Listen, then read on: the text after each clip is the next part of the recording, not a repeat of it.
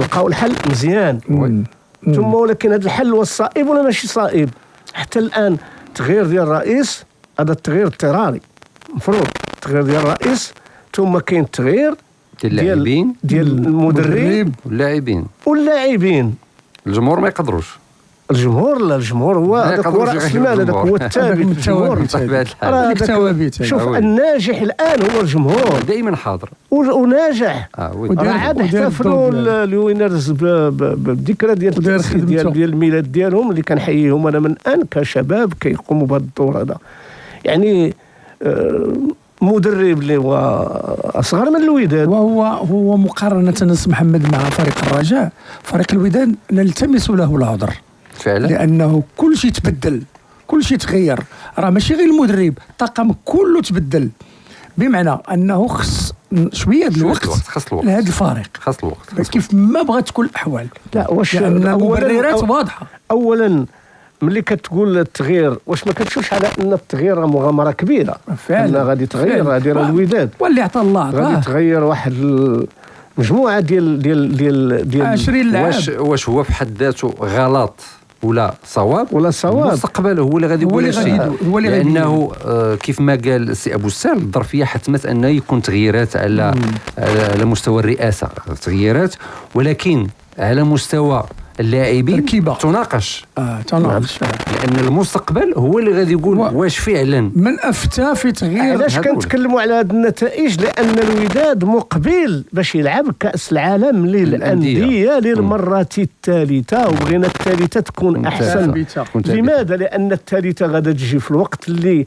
المغرب تحتضن فيه كاس افريقيا، والمغرب كيستعد باش يلعب كاس العالم اخرى 2026 وكيستعد باش يستقبل، باش ينظم. يعني الوداد راه واحده من الركائز ديال كره القدم الوطنيه كيخصها انها الان نتائجها مرصوده بالجو العام وبالنتائج العامه. كاس العالم للانديه اللي سبق لها لعبت 2 مرات وما كانتش موفقه فيه الوداد. الان كنتظروا ان تكون الوداد موفقه في الكاس العالم الثانيه. راه كاس العالم للانديه كانت في المغرب مره مع السي الحسين عموته بالامارات، باتشوكا انتصر على الوداد بهدف 1-0، ثم الفريق الياباني اوراوا اللي انتصر على الوداد ب3-2، هذا مع الحسين عموته. ثم هذا قدر الوداد هكذا، ثم كتجي الوداد وكتعطي فرصه لواحد مدرب، انا ماشي ضده اللي هو المهدي النفطي، ولكن مدرب على قد الحال في تجربته، ونعطيه كاس العالم للانديه. شنو كاس العالم للانديه؟ وشنو الوداد؟ هو الرابح الاكبر. وشنو هي الوداد يا اخي؟ الوداد القوه ديالها بالتاريخ، الوداد عندها كمية ديال الالقاب. الوداد شي غادي يشرف عليه في 2 ديال المقابلات مع الهلال، او مقابله واحده اللي كانت مع الهلال السعودي، تعادل هذا في ليميتلي وهزيمه ب5-3 في ضربات الترجيح. الان الوداد، يعني الوداد المنافسات ديالها العالميه، الوداد ماشي الله دخلت لها، راه بداتها في 49 في 48 مع اليسام واليوسا والراك اللي كانت عند النصارى وتاريخ وداك الشيء.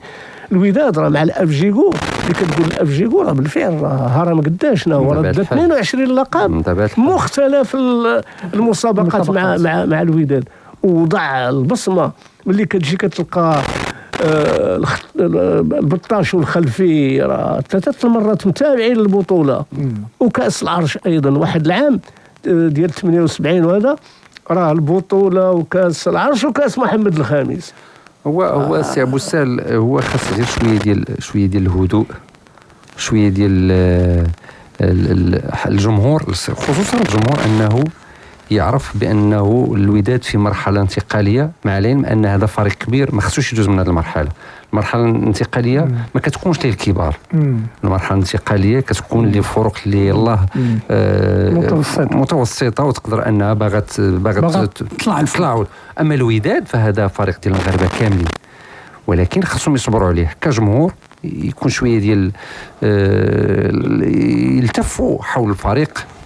برافو عليهم، دائما الحضور ديالهم، دائما في الملعب، دائما كيجيو يشجعوا، رغم النتائج اللي كاينه، ولكن الحمد لله يعني النتائج ماشي مخيبه الامل يعني في عز هذه التغييرات اللي شافتها الوداد، وبالتالي خاص الناس تزيد تصبر.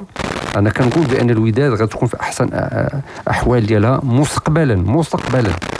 كنا كنقولوا في الدوره العاشره غتكون يعني في واحد المكانه، ولكن كنظن بانه فريق اللي كيتغير الجيد ديالو بواحد 98%، فخاصو شويه ديال الوقت باش انه نمشيو لان كاينين دابا كاين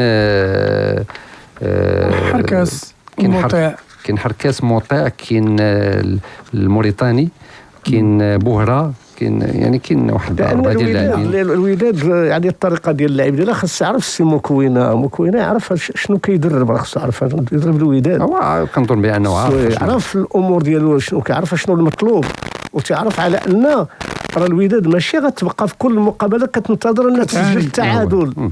وي غير باش تفلت ما تنهزمش. ماشي هو. غنمشيو للقسم الاحترافي الثاني كيبان لي على ان ملي كتبغي تقرا تحط امامك الطابلو